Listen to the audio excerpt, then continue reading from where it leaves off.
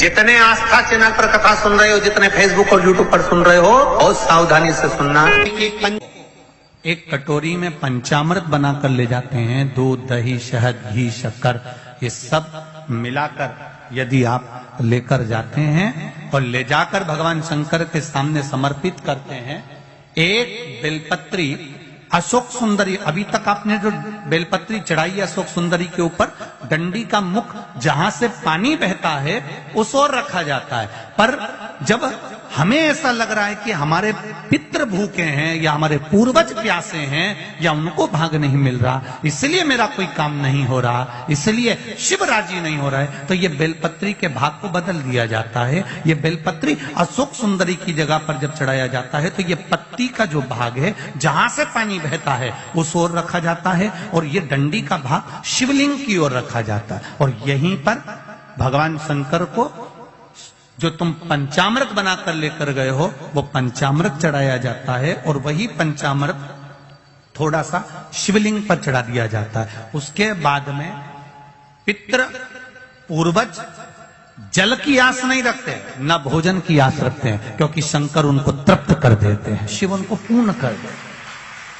श्री शिवाय नमस्तुभ्यं। छोड़ मत देना, एक लोटा पानी बिल्कुल मत छोड़, जपे जा, लगे जा, करे जा। अगर तेरे घर में लक्ष्मी नहीं आ रही हो तो कमल गट्टे को पानी में डाल शिव जी को चढ़ा करा। कमल का फूल बाजार में मिल रहा हो, जब तक कमल का पुष्प बाजार में मिले तब तक एक कमल का पुष्प सोमवार की सोमवार शंकर को चढ़ाना चालू कर दे। सोमवार को नहीं चढ़ाए तो प्रदोष को चढ़ा, पर शंकर की भक्ति कर। और कमल का फूल ना मिले तो कमल गट्टा पानी में डाल, उस पानी को शंकर पर चढ़ा, पर चढ़ा देख, क्योंकि शिव के चरणों में रहने के लिए माता ख्याति ने लक्ष्मी देना चाहिए, और लक्ष्मी जी को भगवान शंकर ने नारायण को दे दिया। अगर वही कमल के पुष्प पर लक्ष्मी का निवास होता है, इसलिए दीपावली पर कमल का फूल शिव जी को, भगवान माता लक्ष्मी को समर्पित होता है। कमल का पुष्प मेरे भगवान विष्णु ने शंकर भगवान को सावन के महीने में 108 दिए थे। वो पुष्प का फल इतना मिला कि भगवान विष्णु को सुदर्शन चक्र मिल गया था। सुदर्शन चक्र किसका था? भगवान शंकर का। वो चक्र भगवान विष्णु को दिया।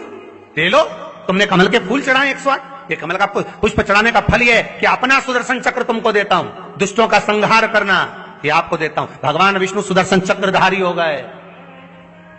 केवल कमल का पुष्प चढ़ने से भगवान नारायण को लक्ष्मी प्राप्त हो जाती है, इसलिए लक्ष्मी जी की प्रियता कमल का पुष्प है। वो कमल के पुष्प का जल, कमल का जल या कमल गट्टे का जल शंकर पर आप प्रदोष की प्रदोष, सोमवार की सोमवार, नहीं आ रही ना लक्ष्मी, पैसा नहीं आ रहा, अब आपने सब दूर माथा टेक लिया, चढ़ाना चालू करो। एक कमल गट्टा पानी में डालो, उस पानी को शिव जी को चढ़ाओ, चढ़ाइए। मिल जाए कमल का फूल, जब तक मिल रहा है, अभी ठंडक में तो मिल ही जाता है, कमल का पुष्प मिले, मंगवा लिया, चढ़ा दिया। सोमवार की सोमवार, नहीं तो प्रदोष की प्रदोष चढ़ाओ, 5-6 प्रदोष करके देखो, कहीं सियोर वाला महाराज झूठ तो नहीं बोल रहा, देखने में क्या जाए। ना सियोर वाला महाराज कहीं जा रही है, ना तुम कहीं जा रहे हो, आ जाना वापिस सही कुबेरेश्वर धाम। सबसे अच्छा तरीका है माला माल। एक लाइन लिखकर देखना अपनी कॉपी के ऊपर, पहले लिखना माला माल, और माला माल को बीच में से तोड़ देना, तो आगे क्या हो गई, जम के बोलो जरा, माला, उसके बाद माल। मतलब हमारा शिव पुराण कह रहा है, शास्त्र कह रहा है, हमारे वेद कह रहे हैं, हमारे शास्त्र वर्णन कर रहे हैं कि पहला संबोधन आ गया माला, उसके बाद आ गया माल। माला माल बनने के लिए सबसे पहले तुम्हें पकड़ना पड़ेगी भगवान के नाम की माला।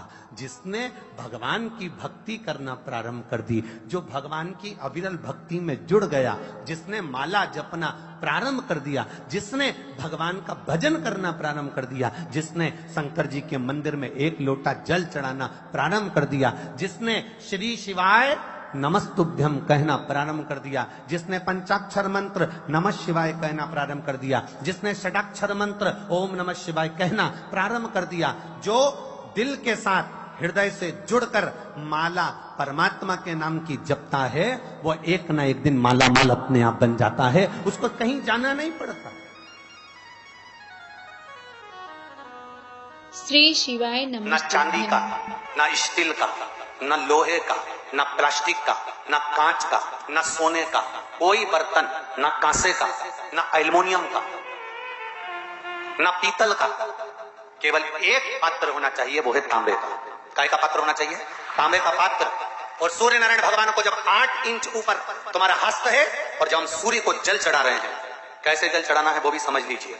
अगर कोई कैंसर का मरीज है, जिसके चेस्ट में कैंसर आ गया हो, लेफ्ट में राइट में कहीं पर कैंसर आ गया हो, या कोई गठान आ गई हो, तो महाराज आप जल चढ़ाते समय उस जल की धार को सूर्य भगवान को जब चढ़ा रहे हो तो धार आपकी गठान की ओर जाना चाहिए, जिससे सूर्य की किरण उस जल में से आपके उस स्थान पर पड़े, उस जगह पर पड़े जहां पर गठान है। महाराज आप लगातार जल तो चढ़ाना चालू करो, अच्छे अच्छे डॉक्टर फेल हो जाएंगे और कह देंगे गठान ठीक हो गई।